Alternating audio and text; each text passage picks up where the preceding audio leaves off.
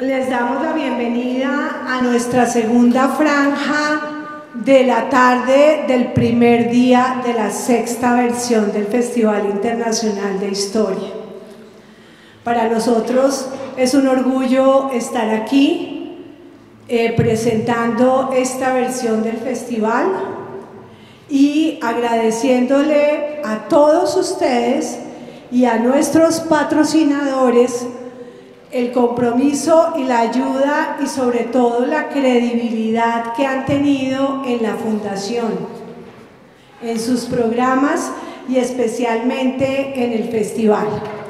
Quiero contarles antes de entrar en materia que hemos tenido una pequeña variación en el programa de mañana. Desafortunadamente, uno de nuestros expositores tiene un percance de salud que le impide viajar hasta Villa de Leyva.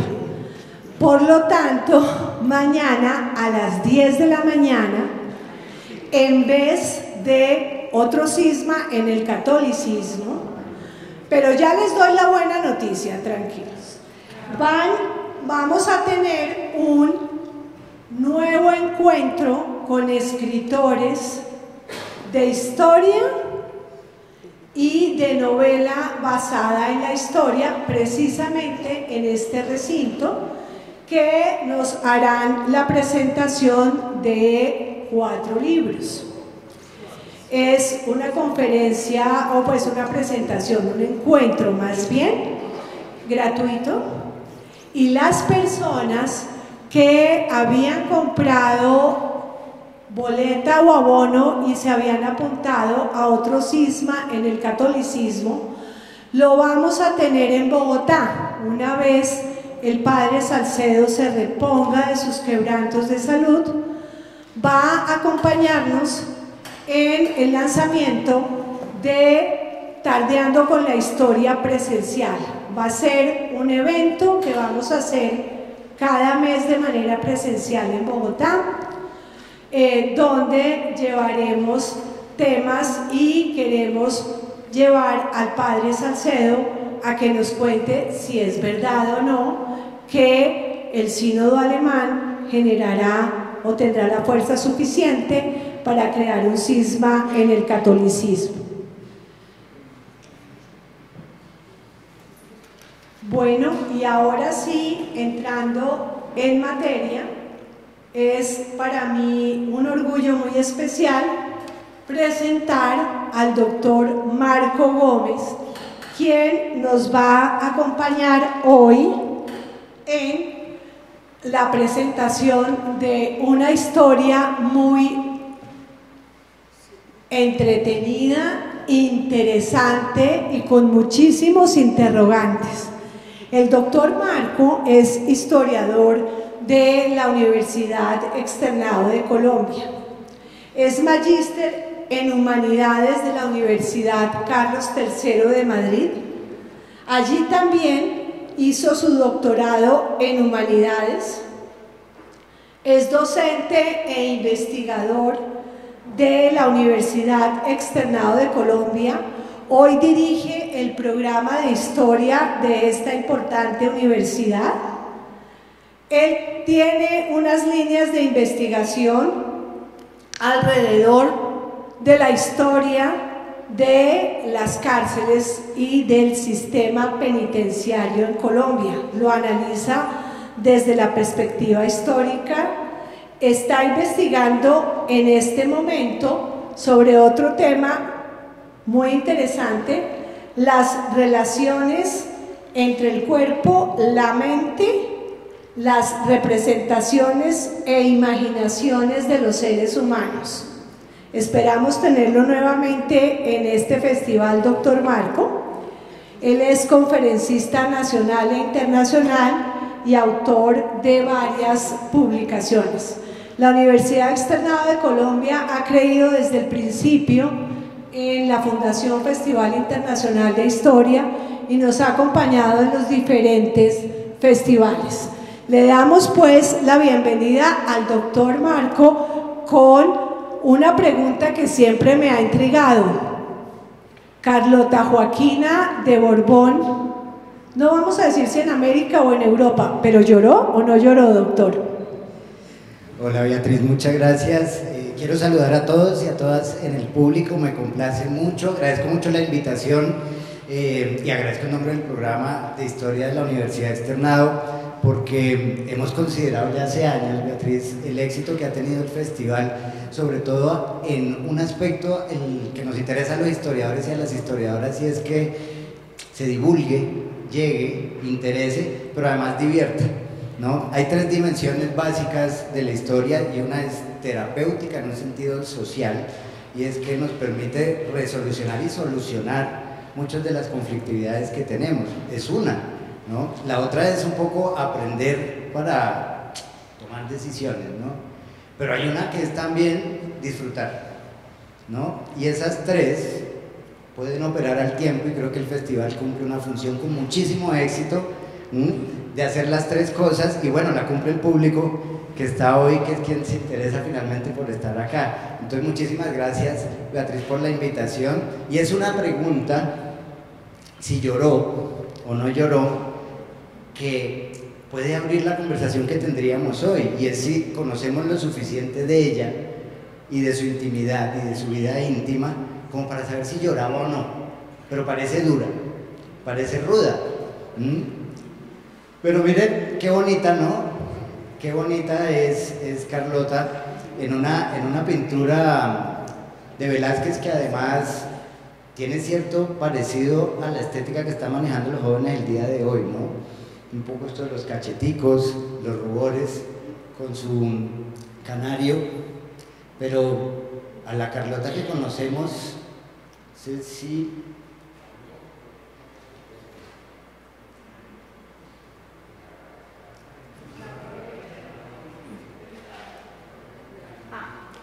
es la arpía, bueno, arpía no, arpía.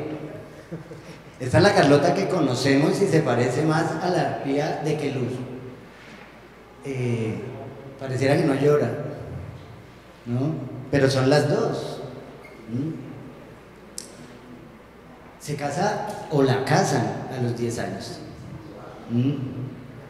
con Juan, que tenía 18, tampoco no era muy viejo tampoco. Ahora, no tendríamos que considerar que fuera desde el punto de vista de la expectativa de vida mucho tiempo, porque finalmente no estamos hablando de la expectativa de vida que tenemos hoy, pero 10 es poco, y 10 es poco incluso dentro de la monarquía, pero había que hacer de alguna manera alianzas, y ya saben que las mujeres, incluso de la monarquía, han sido usadas, utilizadas, pero además también han deseado compartir y hacer alianzas entre algo que era tan importante como el mundo que entendemos hoy como el antiguo régimen. Y siguen siendo mujeres, pero siguen siendo nobles, ¿verdad? Ahora, los problemas entre España y Portugal, que son vecinos, no sé si hermanos, no pareciera, ¿no? Pero si uno estudia, Beatriz, las amistades, las hermandades y las enemistades en Europa, diría que cada nación tiene su enemigo natural. ¿Y cuáles son los enemigos naturales de Francia? ¿Cuáles son los enemigos naturales de España, de Portugal y del Reino Unido, de Gran Bretaña? Y ahí ha habido cambios, ¿no? Que esos cambios tienen que ver con la geopolítica, con los intereses, pero también algo que a veces a los historiadores no nos interesa mucho, y es lo que tiene que ver con las psiques, la psicología, las identidades y la cultura. Hay idiosincrasia. Y hablábamos con un profesor que está acá, quien respeto y quiero mucho, que es Ricardo del Molino, quien es español, perdón por exponerte, Ricardo, pero hablábamos, yo decía, cuando yo hice mi tesis doctoral, decidí que tenía que ser sobre España, pero de los españoles hablando de Hispanoamérica. Entonces me tocaba aprender historia de España, y la historia de España es larguísima, porque tocaba estudiar un par de milenios tal vez, y llegar a los 30 y pico de años a estudiarla es un poco tarde, ¿no? Pero si hacemos cuentas, ¿cuánto tiempo duraron las provincias americanas como partes de la península como españolas? Y estamos hablando de 3 siglos y tanto y más. Incluso hemos cumplido el bicentenario, lo que quiere, de las independencias, lo que quiere decir que duramos mucho más tiempo vinculados a España de lo que llevamos desvinculados.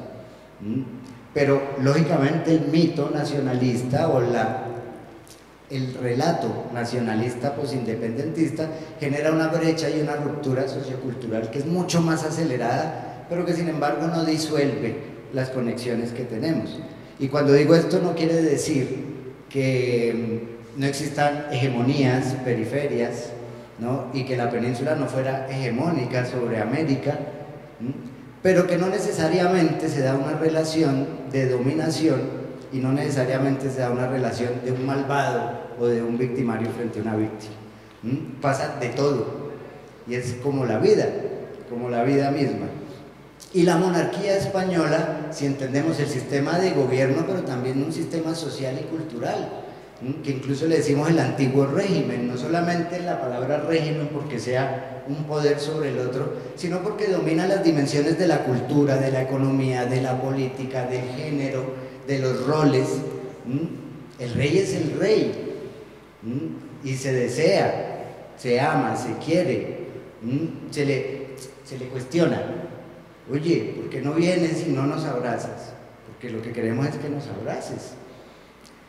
Y cuando sucede en 1808, que hay un juego de ajedrez que cambia en Europa, y es España va perdiendo su fuerza, incluso podríamos hablar desde la tecnología, qué pasa con esas carabelas gigantescas que permitían transportar cantidades ingentes de materiales, plata sobre todo y oro, y luego viene Gran Bretaña con unos goletas y unos bergantines que son velocísimas, pequeñas, y las carabelas van quedando obsoletas y la Armada Española cae ante este tipo de tecnología, y es una tristeza muy grande para España porque es finalmente el principio del fin, ¿no?, de la hegemonía española. No queda muy bien con Gran Bretaña, pero negocian, ¿no?, hacerse, como diríamos, más suave. Pero Francia negocia con España por otro lado una alianza. Y Portugal y España no son tan hermanitos, aunque estén tan cerca. Y Napoleón le pide: Carlos IV, voy a pasar por la mitad del país. Si ustedes ven el mapa de España, Madrid está en toda la mitad. Se puede pasar por la mitad porque voy para Lisboa. Y dice: vale, pasa. Bueno, lo invadió. Lo invadió, y eso es común en la historia de Europa, las triquiñuelas, los complots, pero no era normal que sucediera algo, y era que en estas triquiñuelas de Napoleón muy inteligente, porque además España había pasado por un proceso institucional incluso prerepublicano, incluso predemocrático, que podría ser incluso más antiguo que el británico, experiencias de participación que son antiguas, logra engañar entre el deseo de poder de Fernando VII, que es el hijo mayor del rey Carlos, logra decirle: voy a hacer que tu papá abdique y te quedas tú. Y entonces lo cita y hace abdicar a Carlos y luego hace abdicar a Fernando VII. Pero había algo que no había pasado en la historia de la humanidad, y aquí comienza algo que es excepcional, y es que abdicó hasta el bebé, porque Napoleón logró que se fueran todos, toda la familia, toda la dinastía Borbón. Cuando digo toda, es la que podía ir asumiendo, porque Borbones, Austrias y ellos hay siempre alguno por ahí, como vamos a ver. Y logra que abdiquen todos. ¿Qué es lo particular de esta abdicación y por qué esta historia es tan interesante? Porque es la primera vez que Europa, y cuando hablo de toda Europa occidental, vive la experiencia de no tener a quien traspasarle el poder monárquico. No podían. Y la otra historia novedosa es que habían abdicado cientos de reyes, pero es la primera vez que abdicaba al patrimonio nacional. No sé si han oído hablar de Pepe Botellas, el hermano borracho. Hay pinturas, el hermano incluso, de Napoleón. el hermano de Napoleón, que lo quería, ¿no? No lo pone, pero también suena burla, ¿no? Ponerlo. Y incluso una de las primeras revoluciones ciudadanas y civiles es en mayo en Madrid, ¿no? Hay incluso, si no me equivoco, un monumento a una modista que sale y se inmola contra el ejército francés. Pero ¿qué ocurre? Ocurre que no había experiencia de qué hacer cuando el rey pierde tanto el patrimonio nacional, porque piensen que no existe la democracia. El antiguo régimen es como si saliéramos hoy a marchar y dijéramos, abajo la democracia, cambiemos el sistema. No, decimos, no nos gusta la manera en la que estás ejerciendo la democracia, en la que estás apoderándote de la democracia. Eso no es democracia. Pero no he visto la primera marcha donde la gente salga a decir, no quiero democracia. Porque son sistemas casi epistemológicos que no permiten pensar de otra manera, porque son muy complejos. Entonces la gente se pregunta, ¿y qué hacemos? No tenemos rey, no tenemos cabeza, hemos perdido el patrimonio, y comienza un fenómeno que llaman en historia el fenómeno juntero, tanto en España como acá. Pero a mí me interesa más uno, que es el psicológico, el de las motivaciones, no el de las causas, el de los sentimientos, y es el de los sentimientos de los peninsulares sobre qué derecho tiene Fernando VII y Carlos IV. Pueden abdicar, porque la idea no es que se hagan asesinar, pero cómo entregan la nación. Ese patrimonio no es de propiedad del rey, el rey lo representa, es al revés. La cabeza del rey representa al pueblo, y comienza a surgir una jurisprudencia antiquísima desde León X, que dice, habla pueblo, democracia, y dice, el rey existe solo por el pueblo, pero nunca se había anunciado porque no había habido la posibilidad.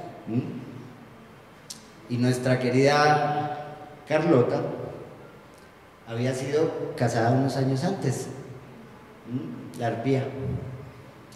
A los 10 años había ido a Portugal, y entonces había sido la mezcla entre los Borbones con Braganza, ¿cierto?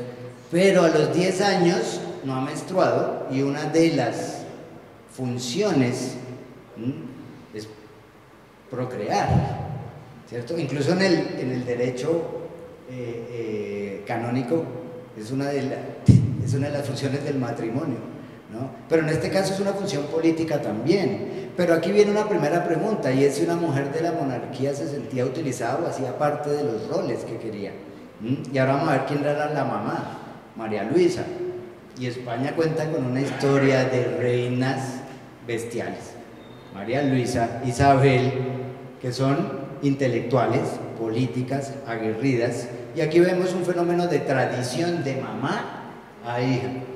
Y podemos ver las epístolas, las cartas entre Carlota y la mamá, diciéndole, mija, tienes que hacer esto, cuidado con esto otro, no hagas esto otro, y diciendo, no mamá, es que este tipo es un imbécil, es que no sabe ni criar los niños, ¿cómo va a gobernar siquiera? Entonces hay una tradición, y estamos viendo que aquí no estamos hablando solo de política en un sentido estrictamente de dominación, estamos hablando de política en un sistema social, y es cómo entran las mujeres a jugar, a defender y a pelear unos roles que son tradicionales, pero que también van cambiando. Entonces tenemos dos, nos podemos preguntar sobre el papel de la mujer dentro de la monarquía, y de pronto desdibujar un poco el imaginario que tenemos sobre lo que es ser mujer monarca. No podríamos equipararlo con una campesina, ¿cierto? Pero podemos hablar de un rol. Y entonces, ¿qué es ser mujer en ese momento? Y otra categoría histórica que es interesante, y es, solemos pensar, además por esos derroteros que hemos puesto sobre la historia, un milenio entero le ponemos el nombre de un periodo, ¿no? Oscuro, ¿no? Medio, Edad Media, es como, mientras llegamos a otra cosa, eso ahí fue como un intermedio, que no es cierto. Toda la filosofía, y lo estamos viendo ahorita, quienes recuperan toda la filosofía grecolatina, todo lo que llamamos Edad Media. La tecnología para bien y para mal, la pólvora, la navegación, la geografía, bueno, etcétera, pero la política ni se diga. Entonces vemos que también la historia que estamos contando, como nos la imaginamos, cambia. ¿Cuáles son las tradiciones de ser mujer, noble y reina? Van cambiando, porque cambian las leyes y cambian las prácticas. ¿Y cuál era la práctica de nuestra querida Carlota? Venía de una práctica borbona, de tradición participativa, de jefatura y de intervención política. Llega pequeña, muy educada, y cuando digo educada no en modales, sino que había pasado por una educación sumamente estricta. Su papá Carlos III, su abuelo, perdón, era la preferida del abuelo. Ya saben el papel que tiene Carlos III en la academia. Entonces está educadita, pero es problemática, Beatriz. Es bravita, ¿sí? Es de mal genio, le gusta dominar. Ahora, ¿le gusta dominar como una reina o en particular? La historia de Carlota pareciera hablar de una anomalía dentro de la monarquía y el cliché y el tópico de una arpía que aún hoy no es amada, porque recuerden que hay gente que sigue queriendo la monarquía en Europa, o que incluso ni siquiera tiene que pensar si es malvada, mala, maligna o premoderna. Cumple una función. Alguien me dijo, no voy a decir el nombre, pero alguien me dijo, la monarquía cumple una función aún hoy, y es cierto.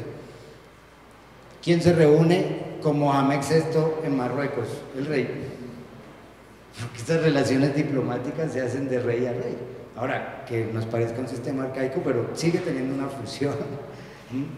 Ahora, se va a los 10 años a Portugal y le toca esperar hasta que tenga la primera menstruación para que el matrimonio se consuma. Pero una persona como ella, preparada para gobernar, se casa con un segundón, que no es el hijo primigenio, y entonces desaparece inmediatamente la posibilidad de ser reina, y eso no le gusta a ella.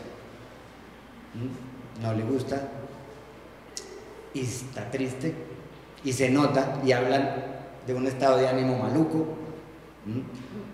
Va creciendo en edad y le va saliendo una joroba, se pone coja, y entonces cumple con todo el arquetipo edípico, ¿no?, de la patología morfológica que indica que algo está mal, ¿no? Y pues claro, el relato historiográfico le queda al pelo, ¿cierto? Estas son las fotos que ven, estos son los programas que ven, y el tipo de Carlota que conocemos es una Carlota fea, problemática, que abusa del poder, que busca el poder, que conspira, envenena, y que además es una especie de Rapunzel, porque está presa en un palacio, ¿no?, que es que luz, por eso le dicen la arpía. Es una arpía que la tienen que encerrar 2 veces en la vida y se muere finalmente ahí.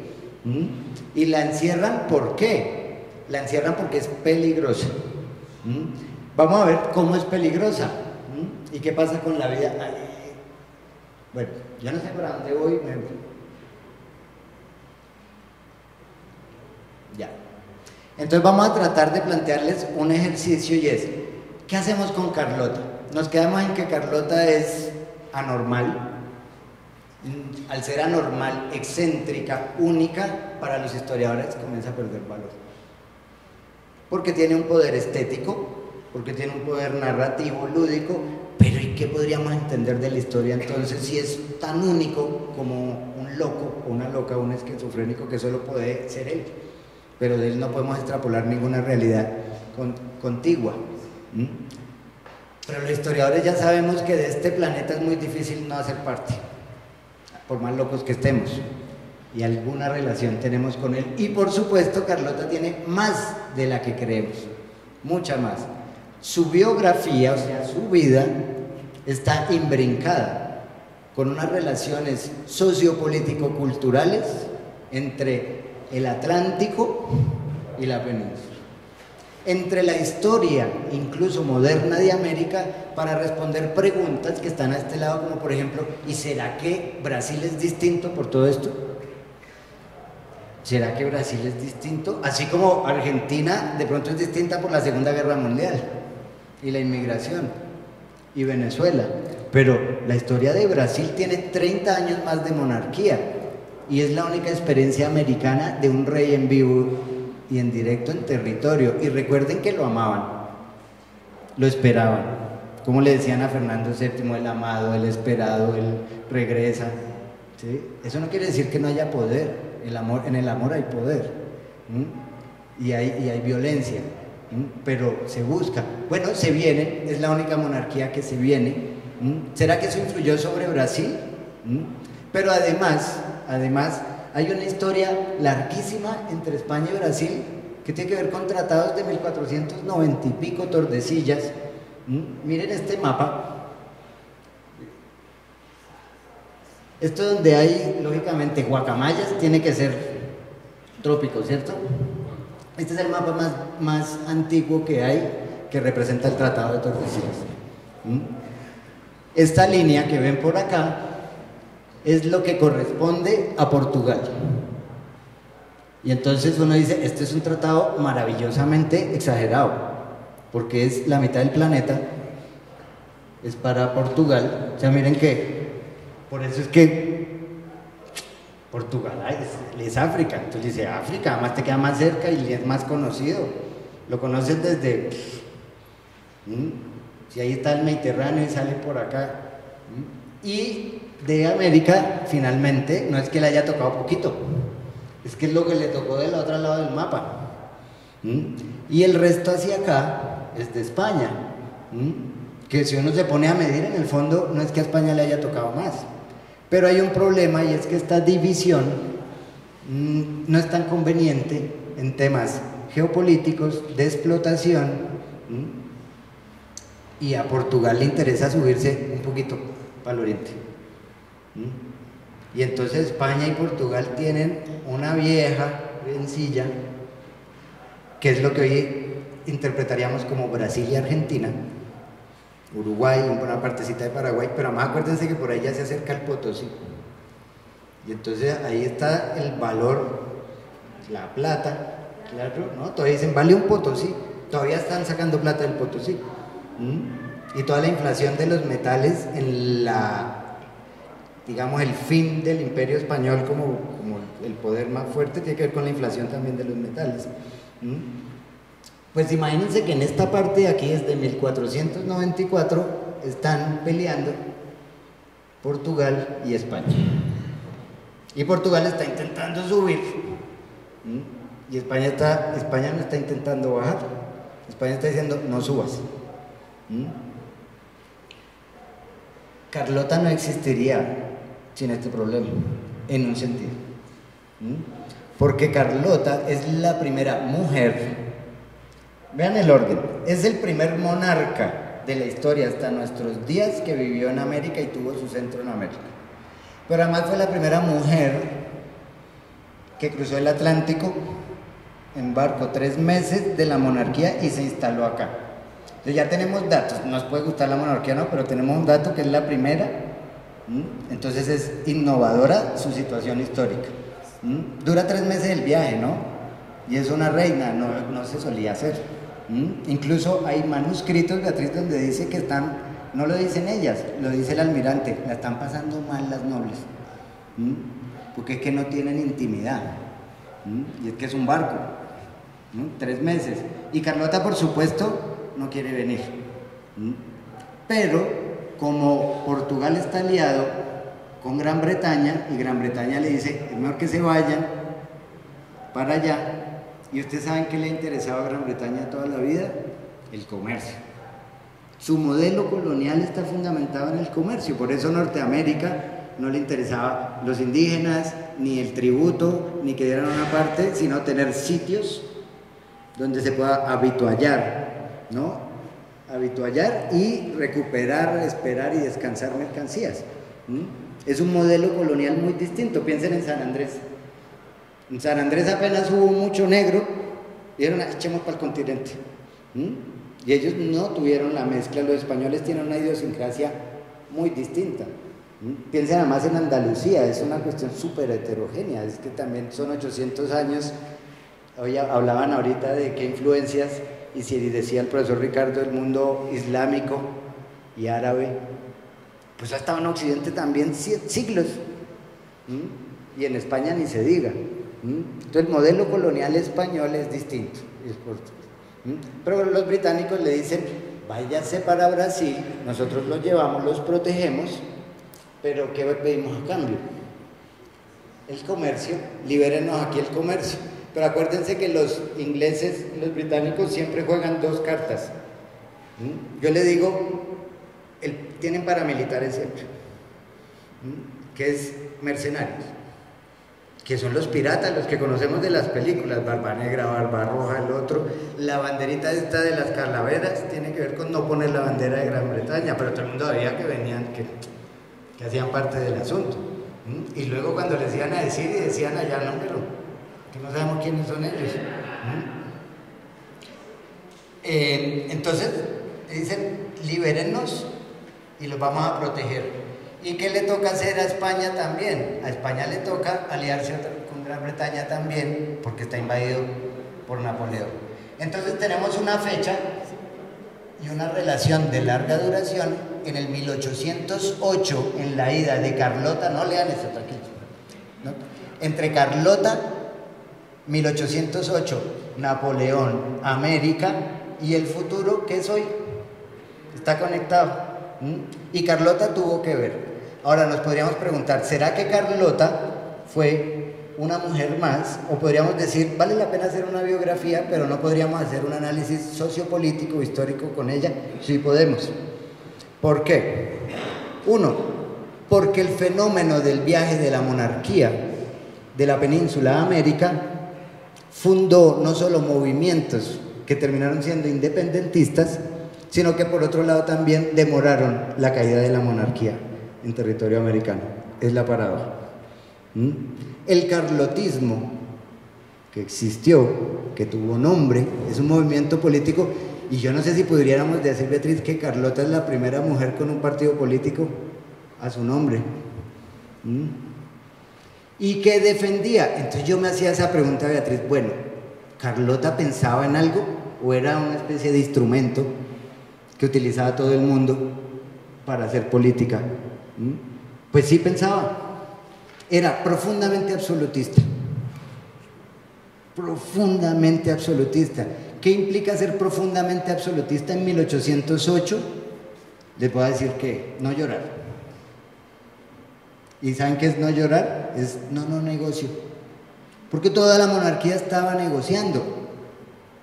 Toda, o con las juntas, o con Cádiz, o con Sevilla, o con las juntas americanas, con los cabildos, con los ayuntamientos, les tocaba desde los virreyes hasta el rey. El constitucionalismo gaditano, el constitucionalismo del 20 en Portugal, les toca a Juana, a Pedro y hasta a ella, pero ella no suelta, lo que pasa es que la encierran. Pero todos dicen, hagamos una monarquía constitucionalista, pero no es porque Fernando VII le guste. No es porque a Pedro le guste, es porque dice, pues yo no quiero ser esa gente que estuvo en Francia y yo de tinadita. Y de a lo mejor hago una transición. Y lo hicieron los reinos, las monarquías europeas finalmente tuvieron unos años la posibilidad de retardarlo, ¿cierto? Que fue cuando volvieron todas juntas y dijeron, hagámonos más amiguitos. Pero ya había algo una experiencia política que nunca iba a volver atrás. Viene y ya puede ser, porque se muere la reina, se enferma de la mente, porque se muere su hijo, o sea, la mamá del esposo, y entonces se muere luego el hermano, y ella puede ser reina. Pero es de los Borbones y Braganza. Y Borbones y Braganza hay Braganza, Borbón, Borbón. Porque ya hay familias que han dejado de ser Borbón y vuelven a ser Braganza. Entonces hay una discusión sobre quién está más cerca, quién sigue. O sea, quién puede ser rey o reina en la línea.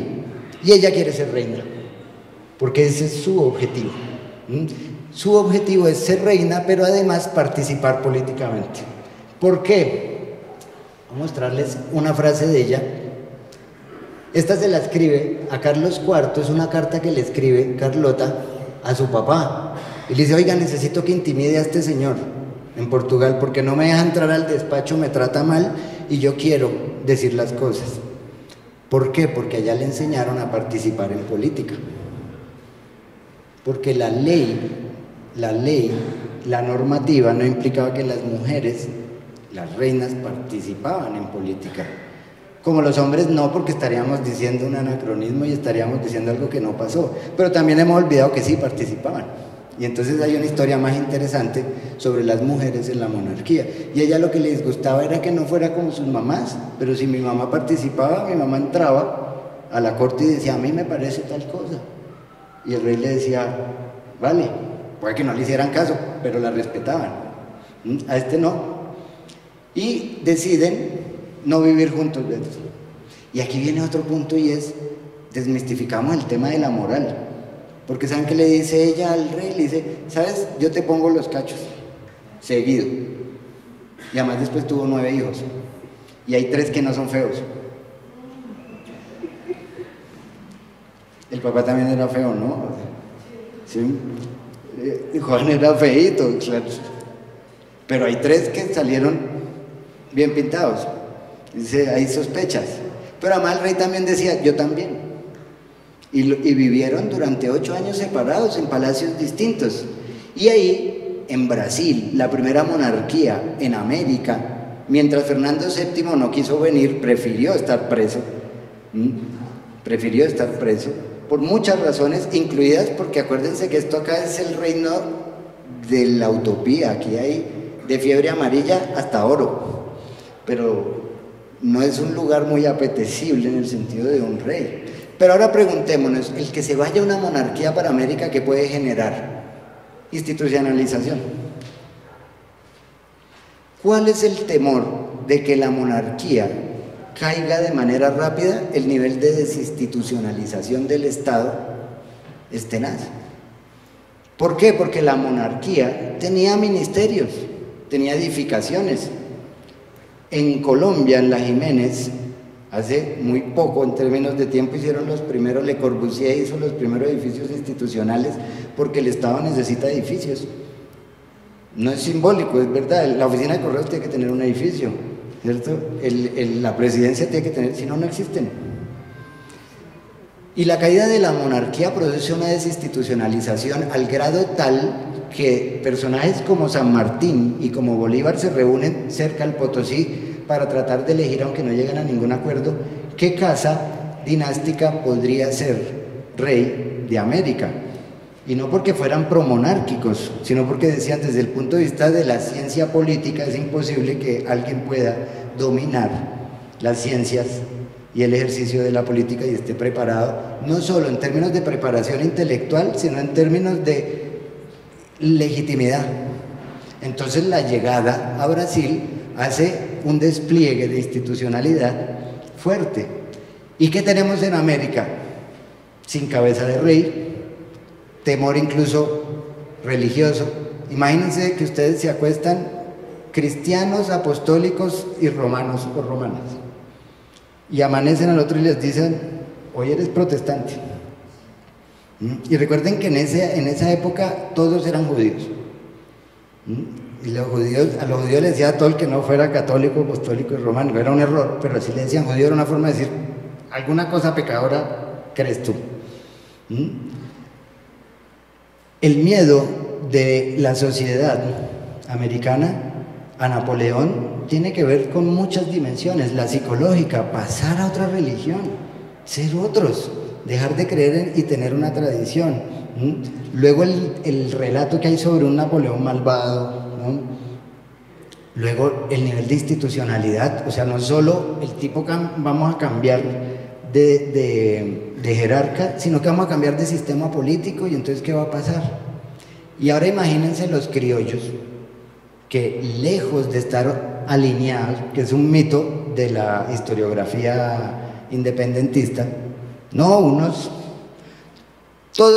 casi todos firmaron que seguían a Fernando VII y que iban a esperar. Y mientras esperamos vamos a reunirnos, porque esto necesita barrerse, trapearse y hacer mucho, pero ahí mientras tanto se habló de todo. ¿A qué voy? A que Carlota se convierte en la Dalit, se convierte en el motivo, en el instrumento también de movimientos revolucionarios americanos, pero no brasileros, no del Río, de Buenos Aires. Dice, ¿por qué Buenos Aires? Bueno, Carlota viene complotando desde Portugal para tener poder. Y encontró en Buenos Aires el nicho. Dice, ¿por qué Buenos Aires? Porque la duda que tienen los criollos o los posteriormente independentistas es, ¿a quién le jugamos las cartas? Las independencias americanas jugaron 3 cartas básicamente. Una constitucional, que los historiadores no solemos hablar, y es en Cádiz se negoció algo que tal vez era la no disolución del Imperio Español. ¿Y ustedes saben quién no aceptó? Beatriz, ¿sabes quién no aceptó? Los americanos. Todos los puntos de la Constitución gaditana hicieron consenso. ¿Saben cuál no hizo consenso? Un tema que es representación y representatividad. Los españoles le dijeron, bueno, ¿cuántos son ustedes?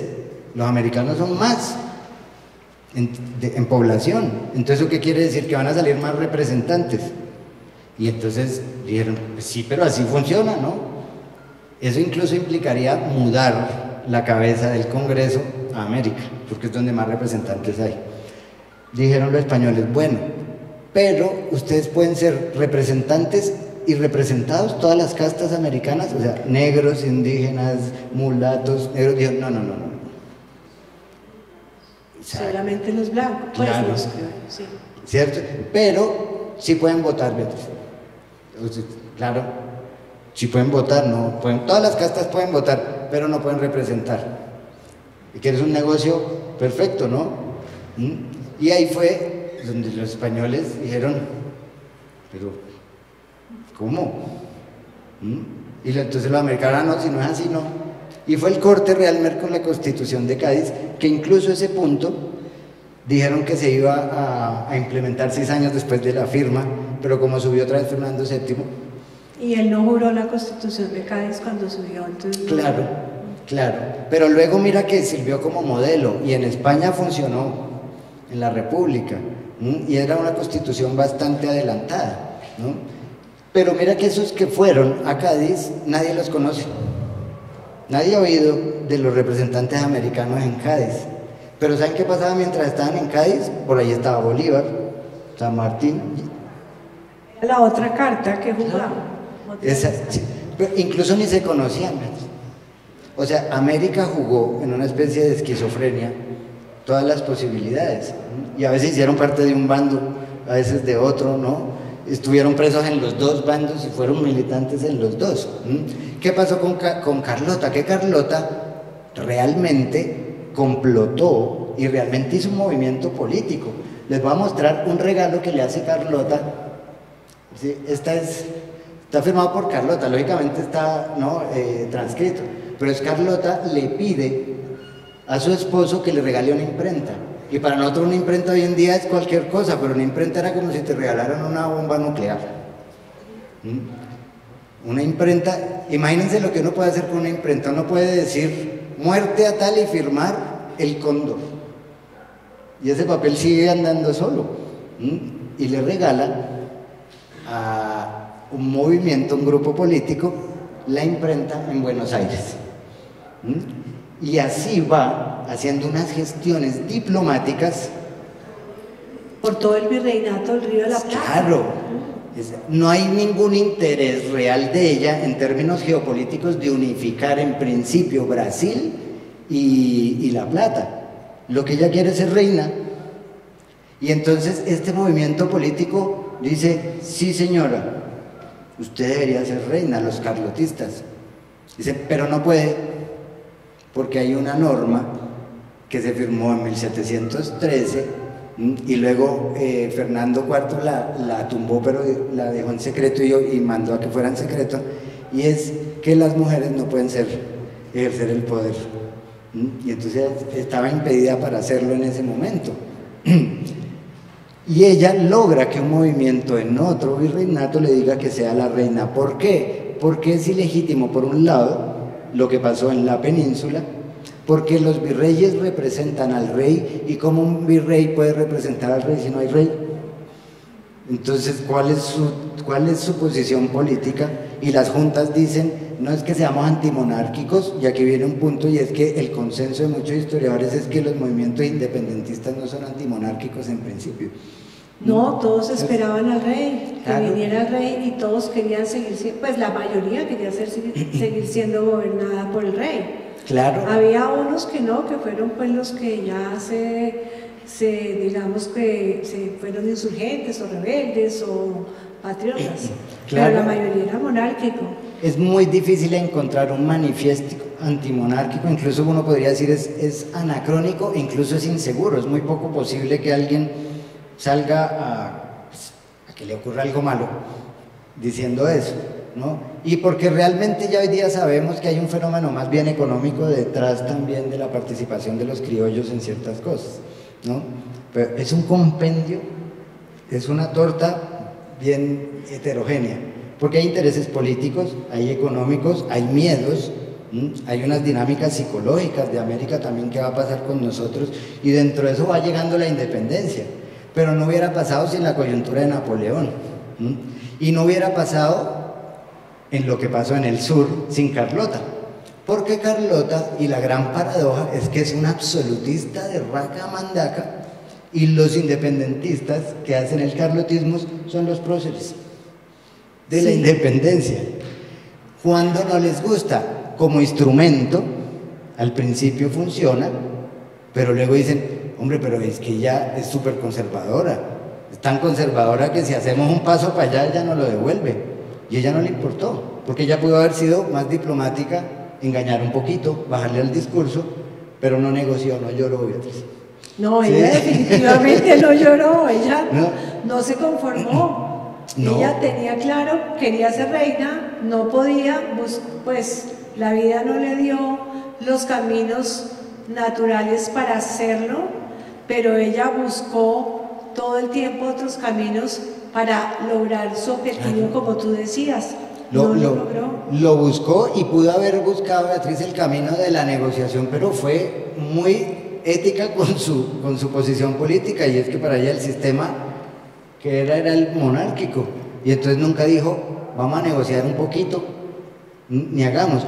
Luego, incluso en el 15 en Cádiz, Beatriz negocia políticamente, y este es un fenómeno interesantísimo, y es, aprende a hacer lobby. ¿Saben qué es hacer lobby, no? Y entonces va por allá por donde el representante le dice, oye, ¿qué? Dice, bueno, pero ¿y cómo vamos ahí? ¿Y te interesa esto? Y es una absolutista ejerciendo la democracia, ¿no? Como es realmente, ¿no? ¿Para qué? ¿Saben? Para que se caiga el decreto que prohíbe que las mujeres sean reinas, y se cae en Cádiz. ¿Y saben qué pasa? Que ya dicen, Carlota puede ser reina. Y Portugal y España dice, es posible, está bien, porque está todo muy enredado, es posible. ¿Y saben qué dicen en este momento? Dicen, sí, pero es mujer. Y viene el debate, cuando la ley posibilita, viene el debate de, mira, está muy caótico esto como para que lo tome una mujer, ¿no? ¿Quién sabe cómo hubiera sido si en vez de que vuelva a subir Fernando VII al poder hubiera subido Carlota? ¿Quién sabe? ¿O hubiera sido igual? ¿Cómo era la relación de ella con su hermano? Fernando VII también era absolutista. Sí. Y pues bueno, Fernando VII, quienes estudian bastante España y la historia de España, pues dicen que no hubiese sido de pronto el mejor monarca, y en sus manos se perdió el imperio, ¿no? Yo en una época los estudié no a Carlota tanto, pero a Fernando VII, y es que hay detrás personajes. Hay un conde, que es el de Aranda, y hay otro que es Godoy, y están en un mundo donde los instrumentalizan también, y eso es importante entender de la monarquía también, ¿no? Los regentes y los infantes pasan por unos procesos donde también son instrumentalizados, incluso por gente que no hace parte de la familia. Y Fernando VII había sido instrumentalizado también por Godoy, y él, cuando entra al poder, de todas maneras está odiando ya un sistema que no le ha permitido transitarlo bien, y no es un tipo muy lúcido, y no se caracteriza por ser brillante, pero Carlota no se la lleva mal, tal vez en un sentido de subalternidad también, porque su hija se casa con él. La hija de Carlota. Con el tío. Con su tío, sí, claro. Sabía muchas. Pero también era una estrategia para ella cerrar. Carlota, para poder. Claro, porque es que en este momento ella por fin podría hacerlo, podría ser reina. Y aquí viene un tema de género. Finalmente, cuando ya se dan todas las situaciones legales, dicen, tú puedes, pero es que eres mujer. Muy raro, porque España había tenido reinas.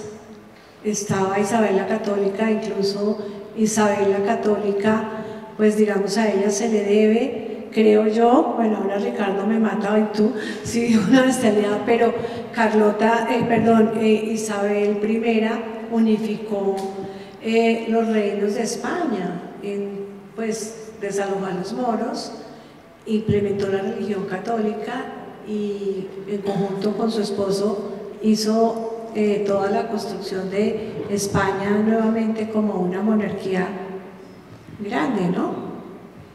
Pues yo tengo una percepción, y es que hay una idiosincrasia española que evadimos en los análisis historiográficos, y es que España no necesariamente es la monarquía. Cuando uno ve, por ejemplo, la guerra civil y otras carlistas, y dice, todo viene de por allá atrás. Entre Isabel, Carlos, Fernando VII y para atrás, hay partidos políticos vinculados a reyes que son más liberales, más intelectuales, más ilustrados, otros muy conservadores, otros imbéciles, hay otros enfermísimos, ¿sí? Hay otros que son infantes.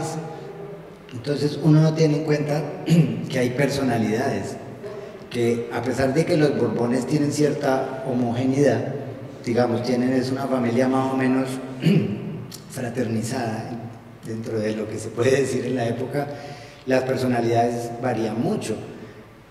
Es típico de la monarquía complotar entre ellos, pues Fernando VII a Carlos IV, y lo que les hace Napoleón es aprovecharse inteligentemente de la tensión que hay entre los dos.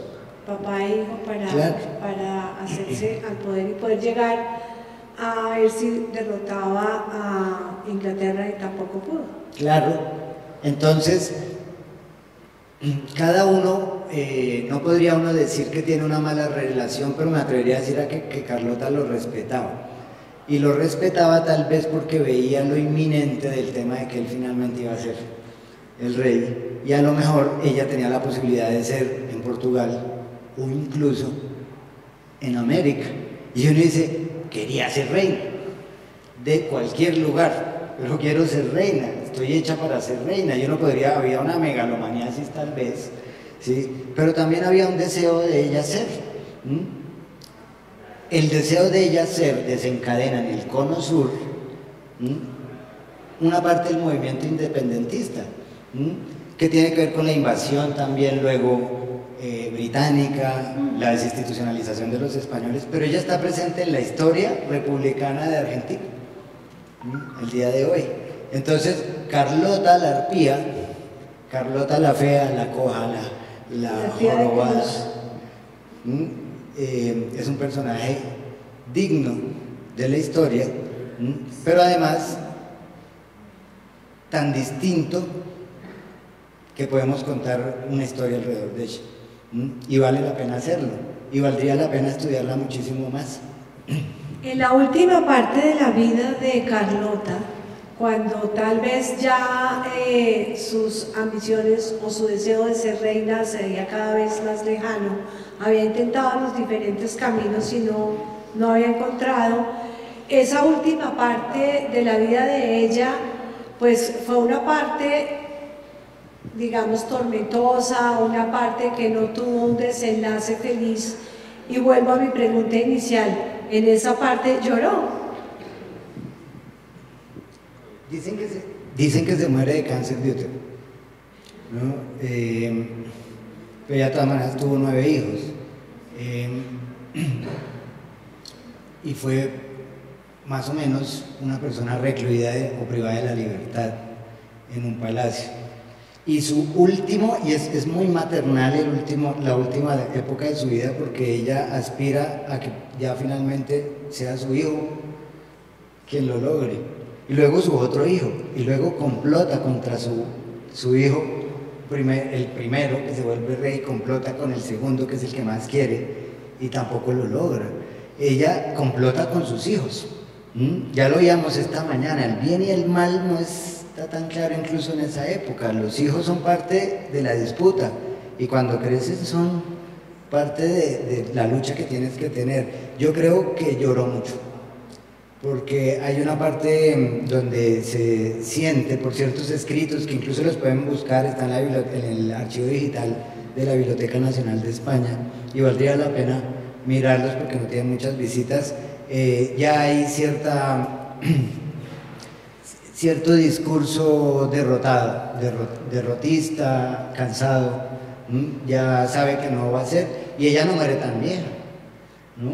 Ella muere yo creo que cansada, y seguramente en un momento de la vida donde se dio cuenta que no había podido lograr lo que tanto había deseado desde los 10 años, porque deseó lo mismo todo el tiempo, y lo hizo, montó cientos de personas alrededor para hacer movimientos políticos, complots, para hacer diplomacia estructurada y evidente, con el esposo sabiéndolo, y trabajó y no pudo, no se lo ganó y tampoco se lo regalaron. Pues Marco, muchísimas gracias. Es una historia de verdad que uno no conoce mucho. Uno sabe de la hermana de Fernando VII, sabe que estuvo en Brasil y sabe que hacía complots, pero es toda una historia de una mujer que busca un objetivo y finalmente no lo logra encontrar. Nosotros queríamos preguntarte, pero ella convencía, es decir, ella hacía el complot, ella desarrollaba la estrategia, pero al final no le funcionaba. ¿Hay algo en la historiografía que pueda dilucidar si había un patrón común de que no le funcionara o simplemente fueron los avatares de la vida? Buenísimo, Beatriz, porque habría que especular, pero especular es parte de la historia, ¿sí? Especular con información, ¿no? Eso es lo que diría un matemático Peirce, abducir, ¿no? Es sacar una tercera, ¿no? sin la premisa, pero eso lo hacemos mucho. Lo que pasa es que hay que hacerlo de forma transparente. Desde el punto de vista de la personalidad, es supremamente afanada, impaciente. Yo diría que si hoy que todos más o menos tenemos recetado cierto perfil, ¿no? Y es tan fácil, ella tendría TDAH con ansiedad profunda, ¿no? Porque ella por eso era que yo te decía, trabajaba mucho. O sea, ella no hizo el papel ni de infanta, ni hizo el papel de reina de adorno. Escribió cientos de cuestiones políticas diciendo por qué ella sí representaba la monarquía, porque era una verdadera transición. Pues hizo trabajo político, eso es política y es un trabajo. Pero el afán y no entender el momento histórico, porque tal vez está desde un punto de vista historiográfico, Beatriz, en el momento histórico tal vez más importante del milenio. Ella es protagonista sin saberlo. Es la revolución más grande del planeta y tal vez de la historia, si juntamos las dos Américas desde el 86, desde 1786, ¿cierto? Pues nos vamos hasta Cuba, sería el 98, es un ciclo de revoluciones. Si llamamos revoluciones el cambio, no solo la contradicción, el cambio. Y ese momento está demasiado convulso, demasiado complejo y necesitaba de política, de un ejercicio de la política más calmado. Entonces te diría, cuando uno ve las cartas, lee lo que hacía, es decir, está bien, lo está logrando, pero comienza a acelerar.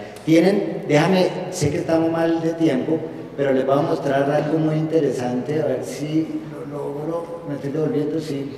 Les voy a mostrar 3 personajes, 4. Voy a comenzar por el que más nos interesa, el que dicen que era el amante. Dicen que él se encargó de acompañarla desde Portugal y él era el emisario de todas las cartas diplomáticas y decía al rey que tenía algo con él y todo el mundo decía que tenía algo con él. ¿Sí? Él la admiraba profundamente. Cuando ella llega a Brasil, este señor que es Rodrigo Sousa y Coutinho, que es el jefe de negocios exteriores, ya lleva 20 años en Brasil y él sí quiere apoderarse del oriente del Río de la Plata. ¿Sí? Y entonces él dice, él es carlotista en principio, pero la está usando. No para dejarla como reina, sino como un símbolo para coger la plata. Este es el primer carlotista fuerte del río, que luego... Y este es el británico que impide que ella pueda participar en política en La Plata, porque los británicos la presionan. O sea, imagínate que tenía el imperio detrás. Sentían peligro. ¿Cuál era el peligro que sentía la corona británica? La unificación. Unificado a Portugal con todos los España, puertos. Pues gran parte de lo terrestre. Canarias, Cádiz, Sevilla y pasas hasta Brasil, te quedas sin puertos. Entonces era un peligro Carlota, ¿sí? Porque Carlota implicaba la unificación y la unificación era peligrosa para los absolutistas y para los liberales, porque en los dos casos era peligroso. Si se unificaba, entonces se mantenía la monarquía, entonces ellos no iban a poder transitar hacia el republicanismo, pues digamos que se estaba protoimaginando. Si eras absolutista, entonces perdías el poder, porque entonces ahora ibas a ser parte de los braganos. Y yo les conté que desde 1494 hay problemas, y entonces no está tan claro si yo quiero que Portugal termine siendo jefatura de la parte americana en España. La tenía muy difícil, ¿ves? Muy difícil, pues muy interesante. Muchísimas gracias, doctor Marco, por esta brillante exposición. No sé si alguien del público tenga alguna pregunta adicional o quiera conocer algo más de Carlota Joaquina de Borbón.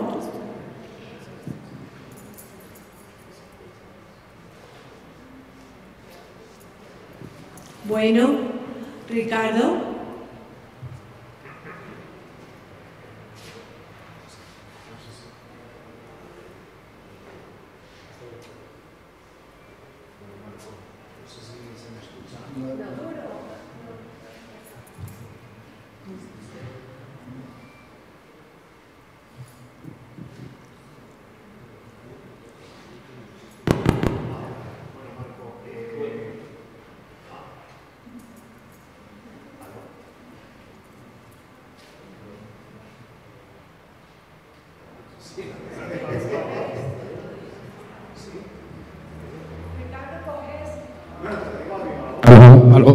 Hola. Hola, ya Marco, nada, muchísimas gracias porque, bueno, pues nada, en vez de quedarte la biografía, ¿no? O sea, que has hecho una contextualización y has hecho profunda, ¿no? El personaje, pero solo 3 cosas que te quiero preguntar. Uno, como tú además haces todo lo de la historia orgánica, si has pensado que su cuerpo simplemente es producto de la nostalgia, es decir, la nostalgia acaba haciéndose física y entonces ella acaba, pues sí, además si tenía ese panorama psíquico, no sé si lo has pensado, eso por un lado. En las cartas que has consultado, si ella conocía lo que le pasó a María Antonieta y a Juana la Loca. Entonces, claro, ya lo sabía que como si se ponía a llorar o si le iba a pasar o lo de una o lo de la otra. Y además a Juana la Loca es muy parecido, es prácticamente a Juana la Loca la mandan a Bélgica, o sea, igual, muy jovencitas. Eso, lo de la nostalgia, sí es física. Y luego algo más arriesgado, pero que me puedo estar equivocando, no sé si has visto, si hay alguien o tú, que claro, me ha llamado mucho la atención, yo casi no conozco a Carlota. Y entonces, si hay un partido carlotista en Argentina, como aquí, pues toda la gente que conoce historia, las cosas no desaparecen, sino se quedan pozos. ¿Se puede hacer un vínculo de si en Argentina y en Buenos Aires se están a favor de una mujer hasta Evita? Es decir, hay un pozo en el que es posible que una mujer llegue y que quede en el inconsciente desde, no sé si eso, y porque algo quedaría del carlotismo. Y nada, que había otra cosa más, pero no me acuerdo, ya lo tengo aquí. Y si su producto de querer ser reina, como también tú haces historia orgánica y te interesa mucho lo psicológico, si no es tan bien posible o si no hay en alguna carta o algo, que simplemente ella quiera ser reina porque tiene un trauma que quiere volver a la península. Y la única forma de volver a la península es ser reina. Es que imaginaos a una niña de 10 años arrancada. Entonces toda su vida debió de tener un trauma tremendo. Entonces fuera de la política solo quería salvarse ella. No lo sé, ya está. Tremendas preguntas, Ricardo. Porque me despiertan muchas cosas. No, hay un episodio de la historia de Bolívar, de la biografía, que me entristece mucho porque yo creo que a partir de ahí Bolívar no es Bolívar. No es verdad que a Bolívar lo educó Simón Rodríguez. Bolívar era gamín. Bolívar le gustaba gaminear. Y era, no sé cómo decirlo, voy a decir horroroso, pero así, no sé, le gustaban las prostitutas. ¿Sí? No digo que eso sea horroroso, yo iba a decir la palabra que puede sonar soez. Y se enamora de 2 o 3, y hay una a la que incluso le pide matrimonio, pero se enamora de una chica en Madrid. Eso es calle de Atocha número 6. Hoy hay un bazar chino ahí. Y mira, ahí es una casita blanquita para arriba. Y decía, bueno, compré ahí un par de cosas para las ollas. Y él no volvió a ser el mismo porque la trajo de España. Era una chica noble, de una nobleza mediana, y se murió de fiebre amarilla a los 3 meses. Y él eso, yo no sé si eso lo hizo meterse en las independencias. Luego pienso en los problemas que tenían Napoleón y Bolívar en el trasero, los dos, y tenían que cabalgar. Yo imagino el genio cruzar los Andes en mula con un problema venoso. ¿Sí? Y entonces cuando dicen Bolívar cruzó los Andes, uno dice, duro. Sí, fue rudo. Ricardo, tienes toda la razón en la pregunta. Yo entro a historia orgánica por 2 cosas. Una, porque me he dado cuenta que en la expresión coloquial, cuando digo coloquial o popular, es en lo que los seres humanos tendemos a decir de manera espontánea. Cuando no tenemos memoria dejamos de ser. Miren las películas más básicas y siempre la memoria es lo que no te deja que te roboticen o que te dominen. Hay cientos de películas, incluso baratas, Robocop, que lo que hace que tú no te dejes controlar es cuando recuerdas que eres tú y te intentan borrar, pero hay algo que está ahí detrás. Y por otro lado, hay un divulgador que es francés, pero que vive en España, no sé si lo han visto, se llama Edouard Punset, o se llama, ahora la hija está a cargo del canal, tenía un programa que a mí me encantaba, y decía que la belleza de los seres humanos se traduce en simetría para el ojo humano. Entonces lo que consideramos bello son más o menos simetrías. Las simetrías no quiere decir que sean iguales, sino que hay simetrías, ¿cierto? No es la perfección. Y de alguna manera el cerebro percibe eso como belleza y por eso la simetría es atemporal al canon de belleza. Y eso es interesante, que nos gustaran los cuerpos más regordetes, más flacos en diferentes épocas, pero las simetrías son independientes de eso. Otro que dicen es la calidad de la piel y del pelo, ¿no? Las pieles son algo biológico. El caso, Ricardo, es que el sufrimiento produce asimetría. Tú ves una señora que ha sufrido y la ves que tiene un carrito de pinchos en la 10ª y que le ha tocado hacer de todo y que además la roban y carga el carrito y la ves estripada hacia el piso. Los tobillos, el cuerpo, el sufrimiento te deforma a nivel molecular, celular. Y a veces de forma a velocidades ingentes cuando sufres, ya sea porque tienes una patología como una megalomaníasis o un deseo de poder y no lo puedes conseguir y te enfermas. Y por otro lado, la deformidad o estar por fuera del canon de estética y de belleza hace que los seres humanos tengamos que buscar herramientas para sobrevivir distintas.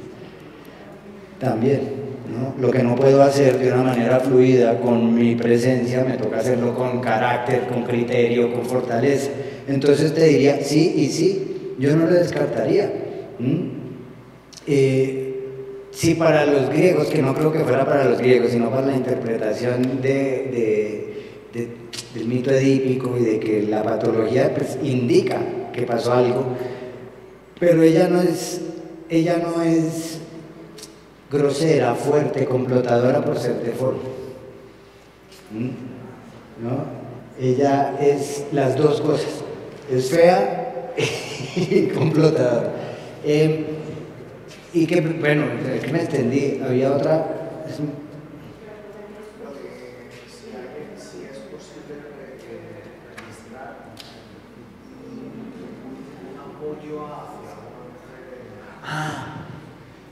Pero es que no me atrevería porque España tiene la tradición de mujeres más potentes en la monarquía y si incluso metemos a la época de Países Bajos y otra cosa, vemos unas mujeres potentes, más que en otras, y sin embargo no ha tenido una primera presidenta. Y en este caso, yo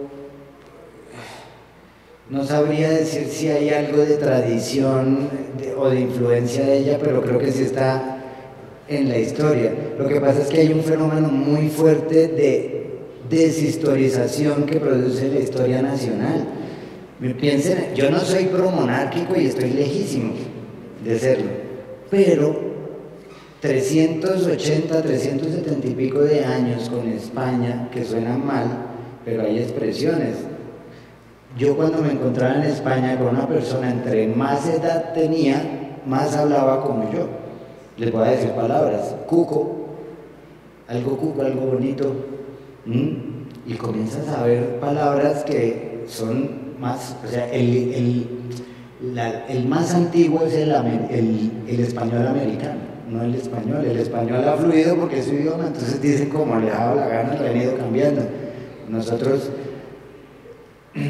Entonces hay realmente conexiones muy fuertes entre España y América que no implican, reconocerlas no implica decir que los fenómenos de colonización son legítimos o que hoy día en la modernidad tendríamos que aceptar un desplazamiento del mundo afro acá forzado, pero como historiadores aceptar que hay conexiones fuertes por más de casi 3 siglos, y que en 40 años, Ricardo, se desapareció de la historia, porque la historia no se desapareció, ahora lo volvemos a hacer, ¿no? Pero cuando nosotros comenzamos a estudiar historia, una de las cosas que estudiábamos era, ojo con la historiografía nacionalista, que cuenta una cosa, los independentistas todos son tan unidos, son antimonárquicas, son liberales, no, son de todo, y también tienen intereses particulares y económicos. Entonces esa historiografía duró prácticamente un siglo olvidando estos fenómenos históricos, ¿sí? Entonces todo era Bolívar, Santander, San Martín. Entonces esa tradición realmente fue afectada, y cierro con esto, pero estudiar a Carlota, por ejemplo, desde el punto de vista argentino, brasilero y portugués, incluso español, porque es español al final, podría comenzar a hablarnos de mujeres dentro del poder de una forma más compleja, más interesante. Y ahí entonces comenzaríamos a entender muchas cosas, pero no lo estamos haciendo todavía. Bueno, muchísimas gracias, doctor Marco. Ha sido excelente, excelente. Muchísimas gracias a todos ustedes por asistir a esta segunda parte del primer día del Festival Internacional de Historia. Ahora tenemos el concierto de jazz de Lindy Hop, que va a ser un espacio relajante y delicioso, y los esperamos mañana a partir de las 10 de la mañana en nuestro segundo día del Festival Internacional de Historia. Muchas gracias.